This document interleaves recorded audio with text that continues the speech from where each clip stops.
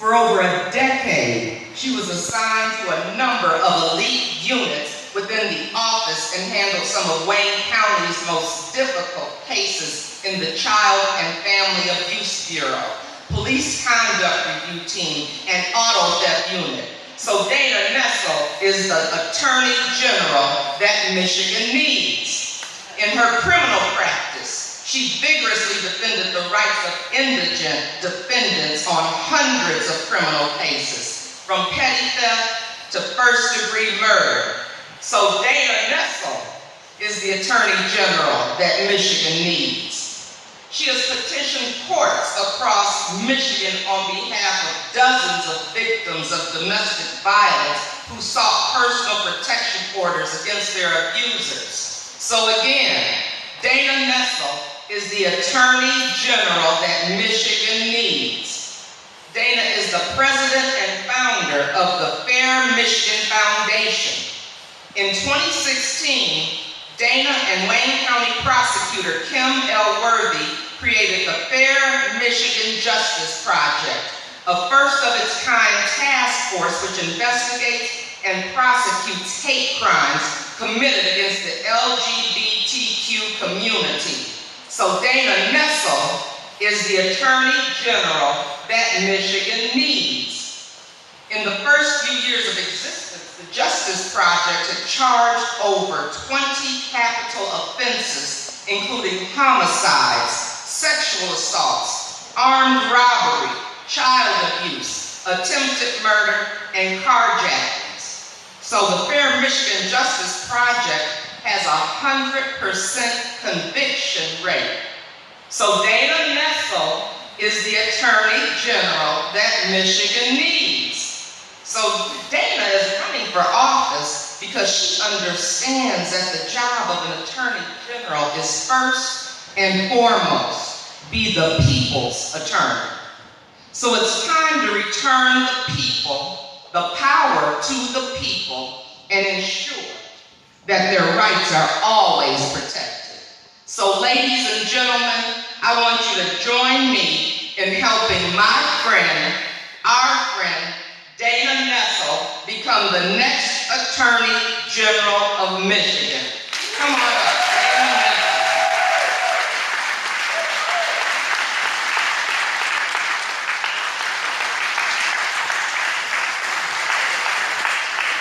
Speeches are so great, I'm embarrassed. But I'm so and I just want to thank you so much, Mayor Weaver. Thank you, Representative Neely. Thank you to Steve, and thanks to Marseille, by the way, who, she may not have lived in the city of Flint for all that long, but she is the biggest champion of the city that you could imagine, and she's out there all day, every day, fighting for people in this city. Thank you for helping to organize this for me. So, I never wanted to run for political office, quite honestly. This was not in the plans for me ever until after 2016. I was very happy practicing law. I'll be honest with you, I had a very fulfilling practice. I did a lot of civil rights work that I enjoyed a lot, and I found to be very gratifying. Have the Fair Michigan Foundation that Mayor Weaver talked about, and did some great work that I enjoyed. But, I think at a certain point, I think a lot of us sort of had a breaking point, right? And I think for you who live in the city of Flint, it came a little bit earlier than that, for sure.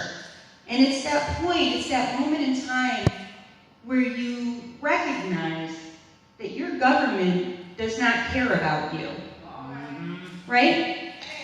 And we've had that at the state level for a long time now, right? Last 8 years of complete Republican rule in Lansing of all three branches, and now all three branches of the federal government as well. And, for me, I grew up, I know this sounds crazy, but I thought government was supposed to help you. Yeah. I thought that's what government was there for, to protect people and to help them when they needed it, and to help the people in society who needed that help the most.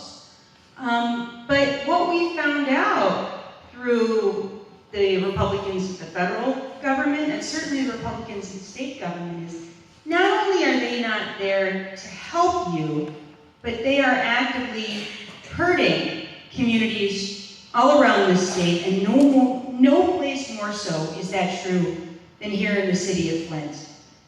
And to me, when I think about shameful things that have happened in the history of this nation, you know, there are many, unfortunately, going back to the beginning of this country.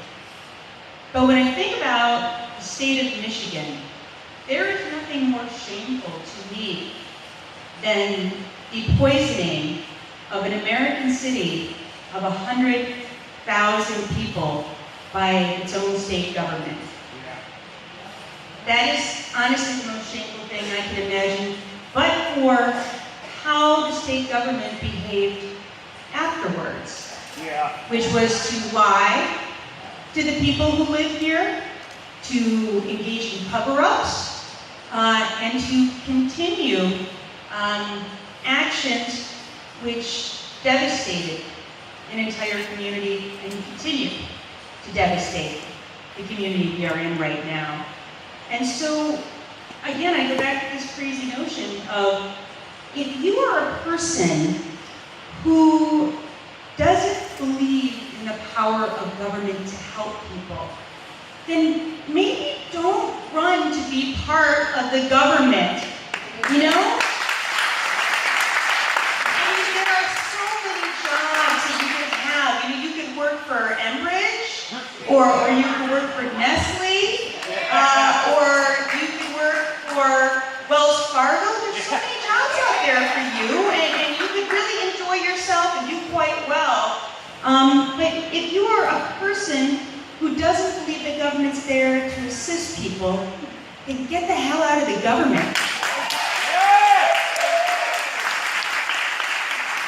And so, I will tell you, you know, you've heard a little bit about my career, but, you know, I have spent my career representing people who could least afford legal representation and who most needed it.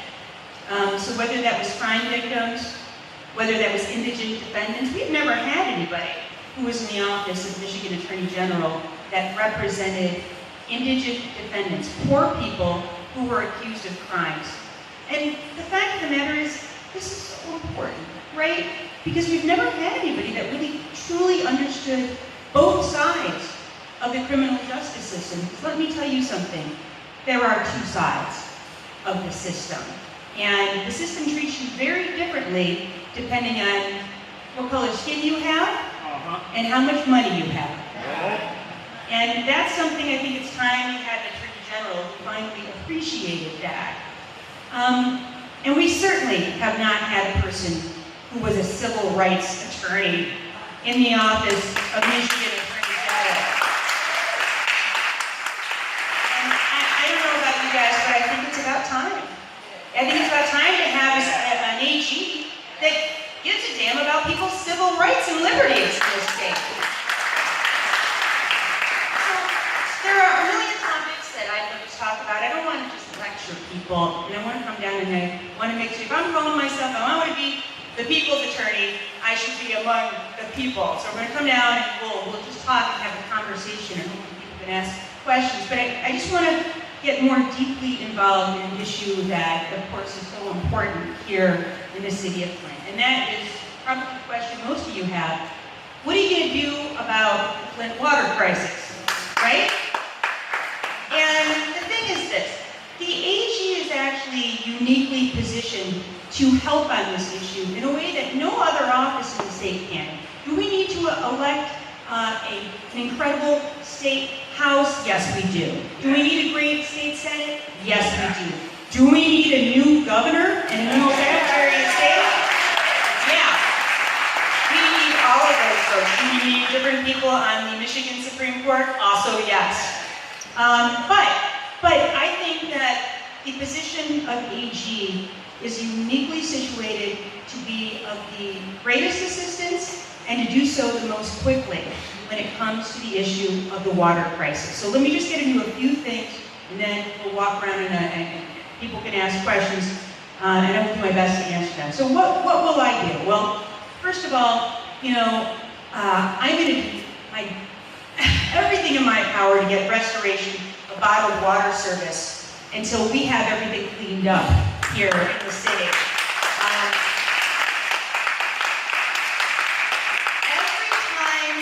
Every time you think things can't get worse and your government can't do anything worse to you, somehow they always do, don't they? And, just like pulling off at the scab before it's even healed to remove bottled water service for people who need it.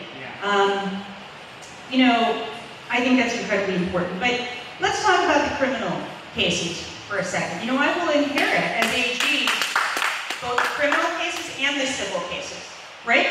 So the criminal cases, first of all, I don't know about you guys, but I don't trust anything that has occurred so far as it pertains to the criminal cases.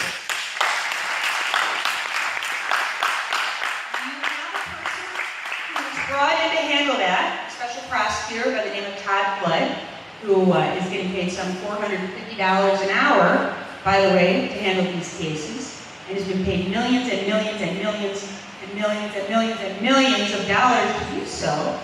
And he, even though from a technical standpoint, Bill Schuette has recused himself, meaning he has legally removed himself from the cases, who do you think is calling all the shots on this investigation and these prosecutions? It's still Bill Schuette, and it's done for one reason and one reason only, because that man wants to be your governor. And it's for political expediency, and every move he makes is for that reason. It's not about justice, it's about politics. And we need to bring a little bit of integrity back to these investigations, right? So I will take these investigations, I will get career investigators and career prosecutors and career defense attorneys and people who really understand the criminal justice system. I will bring them into my office, salaried employees who are not getting paid by the hour to drag cases out for as long as possible so they can make as much money as possible. And I'm going to reinvestigate. And I'm going to go through each and every one of the pending cases, but I'm also going to go through all of the people that weren't charged. And I am going to see if there are some bad actors out there that have criminal liability that haven't been charged, but that need to be. And just so it's understood, there is a 6-year statute of limitations on any of the relevant crimes, and that statute of limitations will not have run when I take office.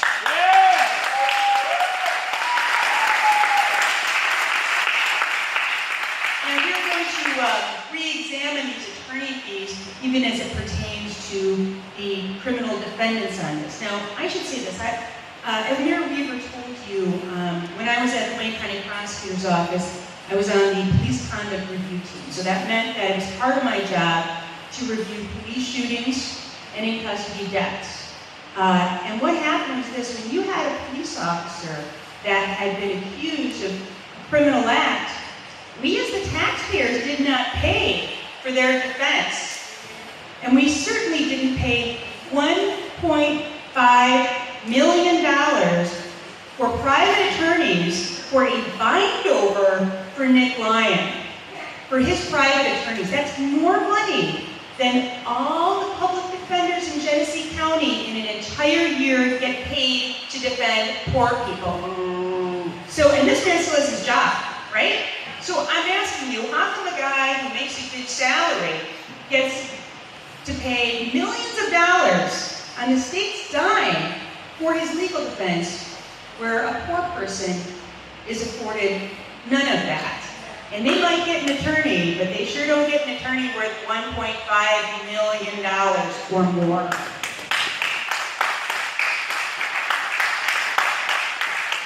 Now, on the civil cases, I will inherit those as well. Those are, of course, being defended in large part by the AG, and there are many state actors involved. Rick Snyder, I know, was recently removed in federal court. I believe he's going that, the pleadings are being amended. I think he's going to be added in again as a defendant on the civil cases. And I know there's a lot of different civil cases that are pending. A class action has not yet been certified, but I expect that likely one will. And I will tell you, there will be an opportunity for each and every person that has been affected, that lives in the city of Flint, to be included in the class action. Do not think that you will be left out. You will not be left out, and I will make certain that you are not being left out. And there are a number of procedures that the parties have to go through to make certain that every single person is made aware of what they have to do to be included in a class action, even if a class action is not certified, to make certain that they become a party, they become a plaintiff to these actions so that they can be included in any settlement. You will not miss out on that opportunity, and I will make certain of it. But let me say this. What I have seen the AG's office do is this. They have served as an obstructionist to justice. They are guilty of obstruction of justice, right? In my opinion. And they have made every ridiculous argument I have ever heard. I should say that I've ever heard, but I've had cases against the AG before. So it's really hard sort of if you had to quantify, like, what's the most ridiculous argument you've ever heard the AG make? And I don't even know, that's like a drinking game to me, I think. Because, I mean, you know, I of course remember them making the argument when the emergency manager took over the Detroit public school system. And you remember they made the argument that public school children were not entitled to be taught to read. They were not entitled to, to have that ability afforded to them by the state of Michigan when the state took over their local schools. And, I thought that was maybe one of the most horrible arguments I ever heard come out of their mouths, until, of course, the Flint case. And then maybe it got a little bit worse. But what I want to do is this. A, as quickly, as expediently, and as efficiently as possible, on behalf of the state of Michigan, I want to settle those civil lawsuits. I believe that there is civil liability on behalf of the state of Michigan, and I believe the residents of the city of Flint need to be treated fairly and equitably, and that means they need to be compensated, period.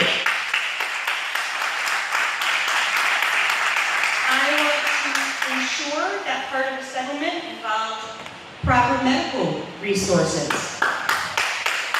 educational resources, a partnership with law enforcement that understands what happens to a person, what happens to a child who has been subjected to lead poisoning. So that these people, when we can expect that they have behavioral issues as they grow up because they have been poisoned by their state, we have to make certain that we have programs in place so that instead of these children who are becoming adults being just tossed into jails, tossed into correctional facilities, that instead we have special programs for them, specialty programs, that are there specifically to understand their issues and to treat those issues, from a medical standpoint, from a behavioral standpoint, instead of just a correctional standpoint. Yeah. We need to make certain that there are specialty courts available for them with this understanding.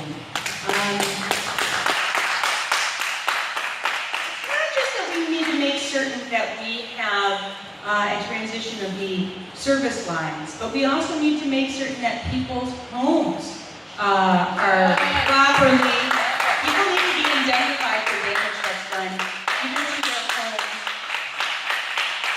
And it's not just that we need to make certain that we don't have lead in the water, we also need to make certain that there's not PFAS in the water.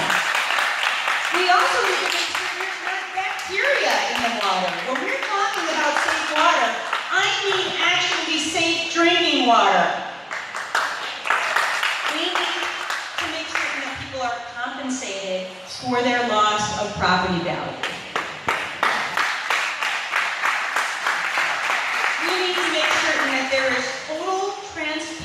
transparency in the finances in terms of the way that money is distributed so that everybody understands when we have a settlement, how is this settlement distributed to people, in what manner, and have something so that everybody knows at all times how it is that that's occurring. That is something that the Office of the Attorney General is seeking involved in. And we need to make certain that there is a satellite office here in the city of Flint on behalf of the Michigan Attorney General with special liaisons from the AG. You shouldn't have to go to Lansing to talk to them about what Lansing did to you. You need to have people from your state government come out and actually be here 24/7 so that they can be here to answer questions and they can be here to take your concerns and to pass them along to everyone at the Office of AG. Yeah. So these are just some of my ideas about what I want to do as Attorney General. And I believe, again, it's within the purview of the office to do a lot of important things. And all I can say is this. When I think of priorities in the office, are there some things that I want to get done the first day in office? Yeah, I do want to shut down line 5. I'm going to make that clear. There's no question. That might be the very first thing I do in office. But the second thing I do in office has to be to move forward on the Flint cases and to make certain that justice is delivered and is delivered as quickly and as expediently as possible, because people here are suffering every single day, and that is inexcusable to me. So that's some of the stuff that I want to talk about in regards to water prices. But what I want to do now is I just want to take people's questions and do my best to answer them. And I don't know that I might not have a full and complete answer to every single issue you have, but I can tell you this, I am certainly going to do everything I can to try to find out if I don't have an answer to your question, because there's a lot of things going on in this city, and you guys deserve to have those answers. And I want to do everything I can to provide them to you. So